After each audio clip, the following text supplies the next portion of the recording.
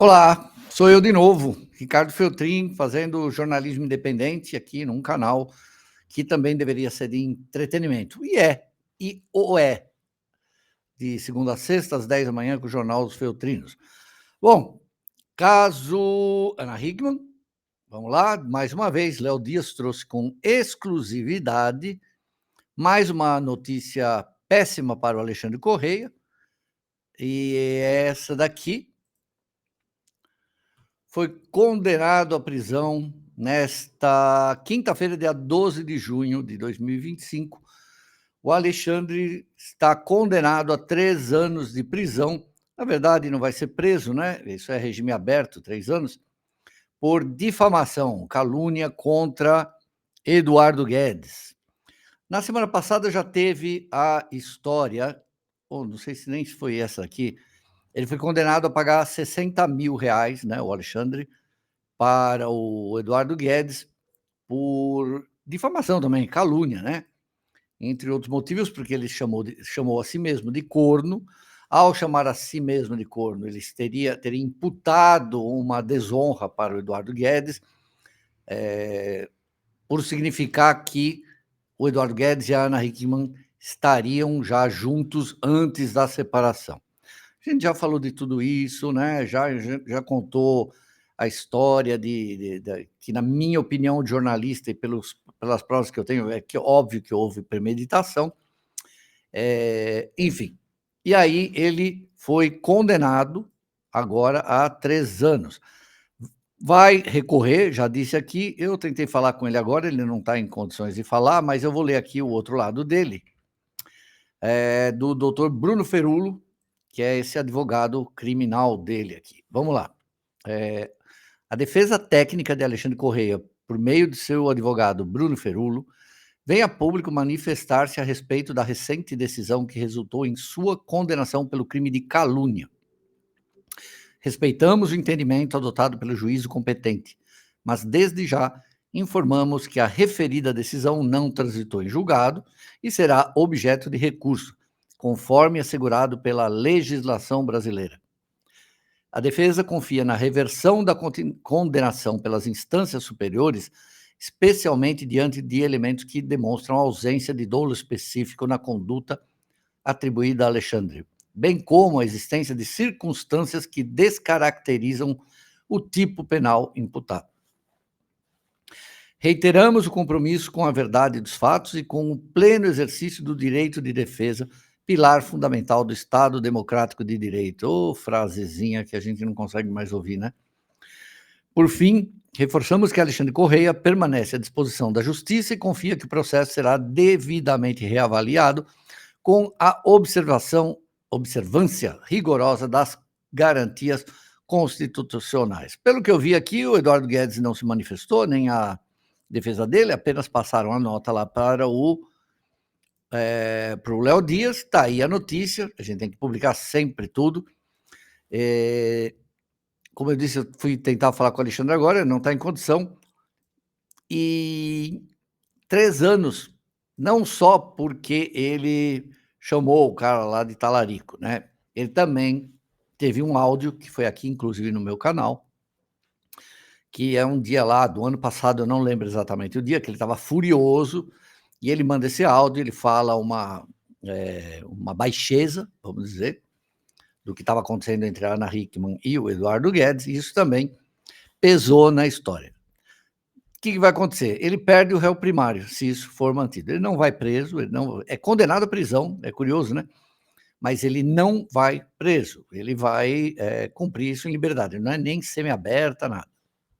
Enquanto isso, a gente continua acompanhando aí o dia a dia de Ana Hickman e Eduardo Guedes.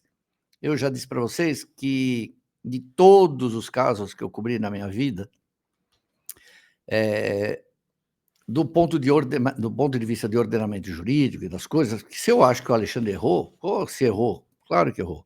Mas olha, sei lá, né? Se for atenuante, eu não sei se eu aguentaria tudo que ele está aguentando, né? E é curioso, gente, porque ao longo desse 1 ano e meio que eu estou cobrindo esse caso, eu não conversei com uma, duas, eu conversei com dezenas de pessoas que conheciam o casal, que conheciam o Alexandre, que conviveram, inclusive, com eles. e funcionários, ex-funcionários, né, que todos, ficaram do lado dele, todos, sem exceção, falando quanto ele era generoso. Eles ficaram ricos, mas o Alexandre ajudou gente que trabalhou com eles, assim, a se formar, a se curar, né, a tratamento de saúde pago por eles, bancado por eles, enfim. E o que eu estava pensando aqui é, de novo, na questão do destino, né. Se uma pessoa ajudou tanto aos outros, né, que ponto que chegou hoje a vida dele, né. É uma pessoa que não tem o ódio completo da imprensa, um ódio irracional, você tem a parcialidade total, porque vejam, está acontecendo um monte de coisa, tem documentos que foram apresentados que eram falsos. Lembra aquela história que ela falou que o DEIC, ela apresentou 11 documentos falsificados lá no DEIC, lembra disso lá no ano passado, né? O DEIC descobriu que 3 desses, a assinatura dela também é dela. Então olha quanta coisa mal contada. Aí vem o outro perito judicial, um dos maiores do Brasil, fala que tem falsificação de assinatura, que é autofalsificação. Aí o outro perito diz que não, que é falsificação por imitação. Enfim, é um dos casos mais curiosos. O problema é que eu vejo, por exemplo, os dois aqui. Eu contei isso daqui no ano passado, fevereiro do ano passado. O que eles fizeram? Isso tem prova, gente. Eu tenho o vídeo do circuito fechado lá da mansão de Indaiatuba, de Itu, lá onde eles moravam, da mansão. O Eduardo Guedes e a Ana Hickman armaram uma cilada para acusar o Alexandre de quebrar a Maria da Penha. Eles foram até onde o Alexandre estava, a 1,5 km de distância, né, da Ana Hickman. Ele tem que ficar 500 metros, ele estava 1,5 km longe. Eles saem da casa da Ana Hickman, Eduardo Guedes, Ana Hickman, e com o filho no banco de trás, e vão até lá onde o Alexandre está, filmam ele. Lembra, tem até uma frase que o Léo Dias escreveu, parece que com um olhar perturbado. Eles foram até lá filmar ele dentro do carro, entregaram para a polícia, falaram que ele tinha quebrado medida protetiva e pediram a prisão. Essa foi a primeira ou a segunda de depois 9 pedidos de prisão. E simplesmente não aconteceu nada, né? Pelo que eu conheço de jornalismo, isso é uma manipulação, isso é uma fraude para você enganar a justiça. Enfim, eu desisti de entender. A única coisa que eu posso falar, gente, é que eu vou continuar fazendo aqui meu trabalho. Tenho que enfrentar robôs, tenho que enfrentar também gente ruim, né? Outro dia eu escrevi lá no Twitter, eu coloquei assim, né, que eu achava incrível que o ódio da Ana Hickman pelo Alexandre, até onde vai, porque eu não me conformo de uma pessoa que foi casada com a outra há mais de 20 anos, saiba que o ex-companheiro, né, tem um câncer incurável, uma doença que precisa de controle para o resto da vida, e vai lá e corta o plano de saúde dele. Se fosse o contrário, ele seria acusado de tentativa de homicídio, eu tenho certeza. Mas eu postei isso lá e entra um cara, eu guardei até a cara dele, eu printei, gravei tudo, e ele falou assim. Alguém me perguntou, falou: "Mas que tipo de câncer que o Alexandre tem?" Eu falei: "É um câncer ali na base do pescoço, já da garganta ali". E o cara escreveu: "Não, não, o câncer é ele".